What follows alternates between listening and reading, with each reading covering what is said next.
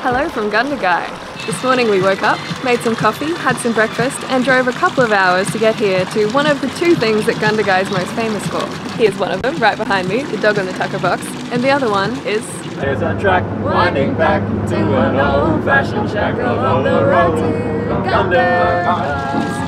Road to GUNDAGAI was the theme song for a radio show back in the day called Dad and Dave, which about 90% of the population listened to around the time of the Depression. And the show later became a TV series. And this guy here behind me, the dog on the tucker box, came about from a poem. And I don't know what it is about GUNDAGAI that inspires poems and songs, but there have also been a couple of other songs and poems about GUNDAGAI and the dog on the tucker box since then. One little interesting story about this guy is he had a bit of a fall last year. Some vandals knocked him off his perch, but after some fundraising, he has been restored to his former glory on his pedestal. So those are the two things that GUNDAGAI is famous for, but we're going to dive into the town of GUNDAGAI and see what else there is to see. And just 50 metres north of the dog, you can see old ruins of an inn that was built in the mid-1800s and originally had 12 rooms and catered for people like us coming up and down the highway. There's not much of it left, definitely not 12 rooms worth.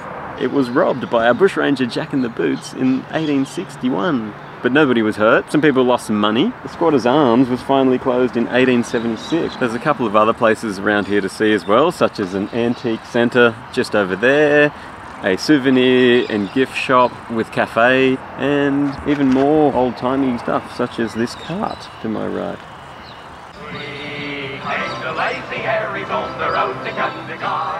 If you have a dog, you can even bring them and get a selfie on the tucker box, but I've decided not to put Jessie on there today.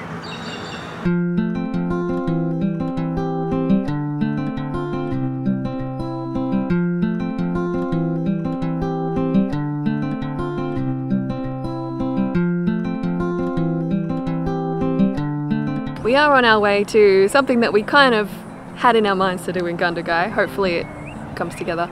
But we saw a sign for the lookout on the way here, and you know us, we can't resist a good lookout. So this is the lookout over GUNDAGAI. There are so many beautiful rolling hills around here, and the world's biggest fly on the sign, just there.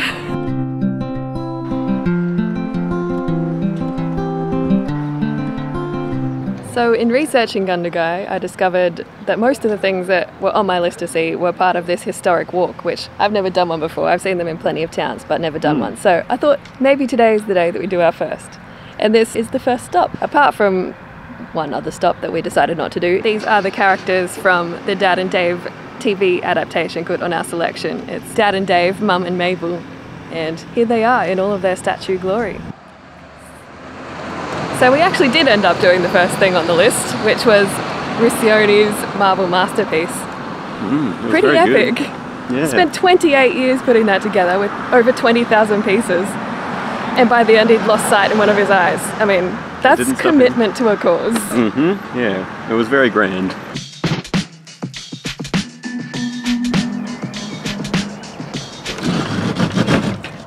Locked in. Locked in with our audiobooks. Let's turn that. Since we're already doing things out of order, we've skipped to something way down the list on this historic walk, which is the old jail, because the tourist centre closes fairly soon. It's kind of late in the day, so we thought we'd better do that and get the keys back. Because that is the interesting thing about this. They give you the keys and you open it yourself and go through. So here we are, standing in the old exercise yard. We've got our audio guides and we're about to learn about it. This area didn't exist when it was an actual jail. It only came about after it was decommissioned. It was turned into a lockup, just like a temporary 24-hour type stay for local hooligans at the pub. Back when this was an actual jail, there never would have been such modern conveniences as this, but there's actually a shower that they installed in the 20th century, well after the jail was closed. It's a pretty rudimentary shower, but much better than the bucket that they were given back when it was an actual functioning jail. I'd take that.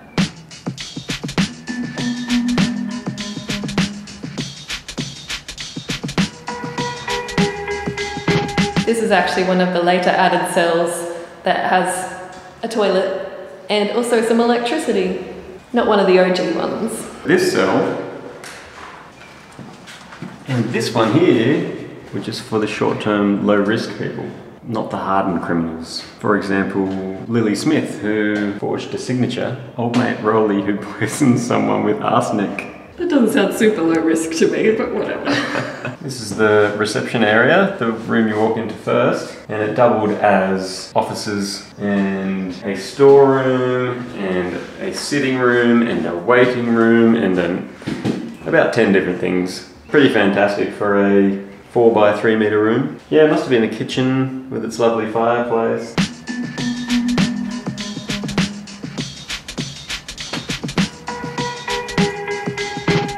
The 2 cells in this wing are actually in their original condition apparently, with their wooden doors and wooden ceilings still in place. Not the most homey place, I would say. I'm not going to move in tomorrow.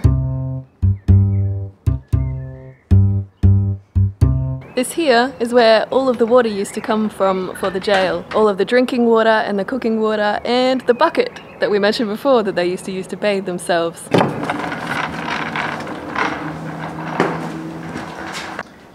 This was an extension added in 1863 for a kitchen and a washroom. I loved all the different layers of paint from over the years.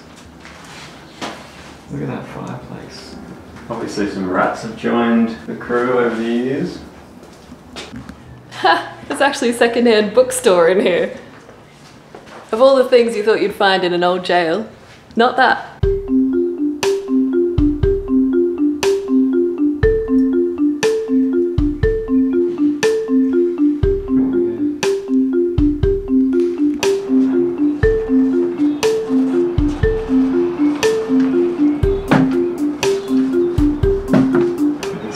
Highway out there.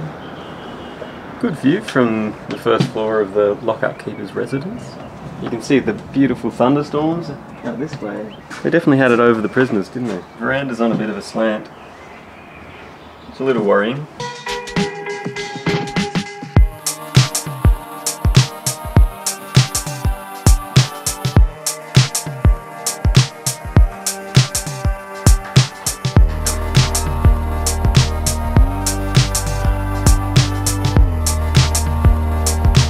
They kept the extremely tall prisoners.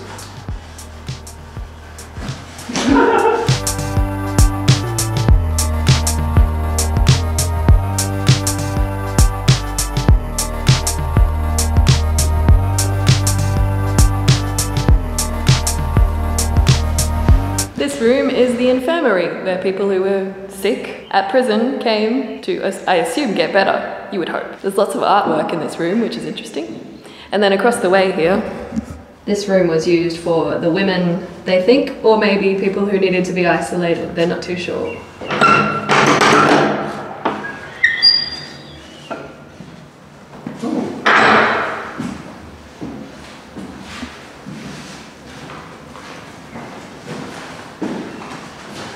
Time to get out of here. Luckily they gave us a key, so hopefully we won't be locked in here forever, like some of those prisoners.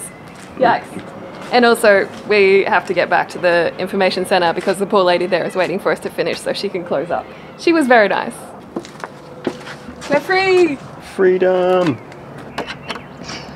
Quick, let's escape while we can. There's a track winding back to an old-fashioned shack along the road to GUNDAGAI. So we cruised past a ton of the things on the Heritage Walk on our way down here to this park, including the GUNDAGAI Theatre, the Family Hotel, the National Australia Bank, The old post office. Wurrunga, which was built in 1876 for Dr. Henry Marshall, who resided and practiced here in GUNDAGAI until his death in 1899. The GUNDAGAI Courthouse, St. Patrick's Catholic Church, and the GUNDAGAI Convent of Mercy. The Great Rescue of 1852 when the town flooded. The old town. Which is a really cool story. It's statues erected in the honour of the local Wiradjuri heroes who saved quite a big proportion of the people who lived in Gundagai from a flood that happened here in 1852. They took their bark canoe around the streets and hauled people in and paddled them to safety, which is an awesome story, I reckon. But now we're going to head on this little path down past the park towards the old mill and a couple of old bridges. And then we're going to find some food because we are starving. Honestly, most of the buildings in Gundagai could be on the Heritage Walk, and most of them are. So we'll insert a few extra ones at the end here as well.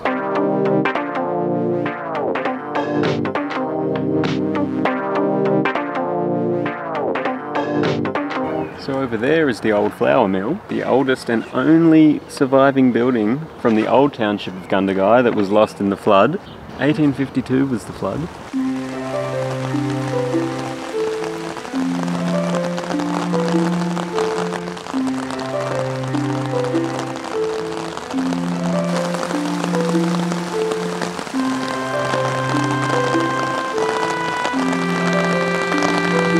We made it to the bridges just as the heavens unleashed. It's been threatening to all day, so I'm not surprised that it finally happened. Well, luckily we brought our trusty umbrella. You can do anything if you have an umbrella. But how cool are these rickety old bridges? I don't imagine they're in use anymore. The old bridge is the one further back, and this one just here is the viaduct. At least we think that's the case anyway.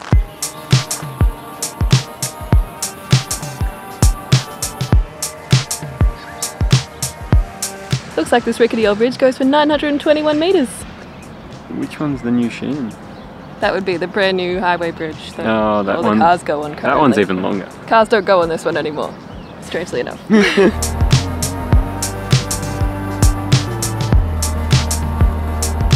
So this here is the flood level indicator for all the floods that have happened in Gundagai, including the 1852 flood, which are super high. Like, just look how tall that is compared to Jesse. And it's right beside Yarri Bridge, which is named after one of the Wiradjuri men who saved 49 people in the 1852 flood. So I think he's very deserving of the memorial here beside me at the bridge. If you can see the water level behind me right now and compare that to the top of this, I just can't even imagine that much water swirling around here.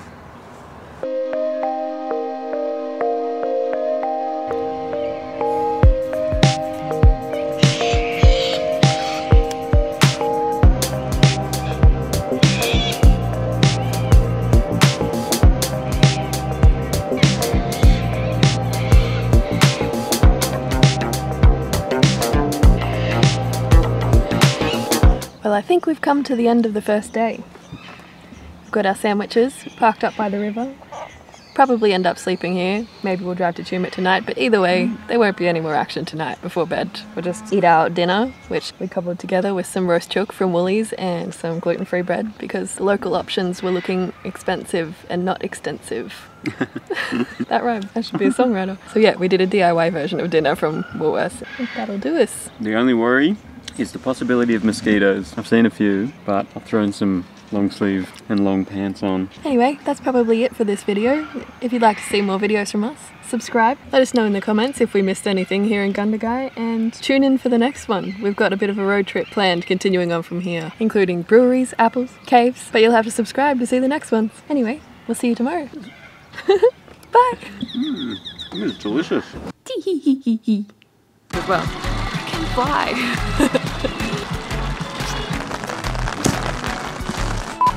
What the was that? Your camping trip's going great. You got your grifter, you got your chair with the hole in it, but then you try to put your beer in the hole. Furious.